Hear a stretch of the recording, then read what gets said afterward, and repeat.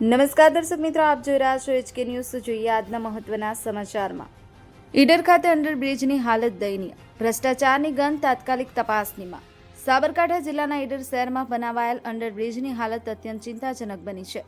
નોંધનીય છે કે અંડરબ્રિજને બને હજુ 1 વર્ષ પણ પૂર્ણ થયું નથી, છતાં તેમાં જગ્યાએ જગ્યાએ પોપડા પડવા લાગ્યા છે. તેમજ અંદર પાણી ભરાવાની સમસ્યા સતત સર્જાઈ રહી છે. અંડરબ્રિજમાં હાલ ખોદકામ અને મરામતની કામગીરી ચાલુ છે, જેના કારણે જનતામાં ભારે રોષ અને ભયનો માહોલ જોવા મળી રહ્યો છે. મહત્વની વાત એ છે કે અંડરબ્રિજ ઉપરથી પસાર થતી ટ્રેન સેવા હજુ સુધી શરૂ પણ થઈ નથી, તેમ છતાં બ્રિજની હાલત આવી બગડી છે. આથી કામની ગુણવત્તા અંગે ગંભીર સવાલો ઊભા થયા છે. સ્થાનિક લોકોનો આક્ષેપ છે કે અંડરબ્રિજના નિર્માણના જનતાના ટેક્સના રૂપિયાનું ધોવાણ થયું છે અને કામમાં ભારે બેદરકારી તેમજ ભ્રષ્ટાચાર થયો હોવાની શંકા વ્યક્ત કરવામાં આવી રહી છે. જો સમયસર યોગ્ય તપાસ અને કાર્યવાહી નહીં થાય તો આવનારા સમયમાં આ અંડરબ્રિજ ગંભીર જોખમરૂપ બની શકે છે.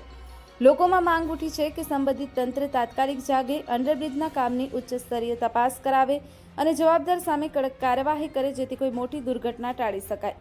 Nagin Idar, HK news, Idar.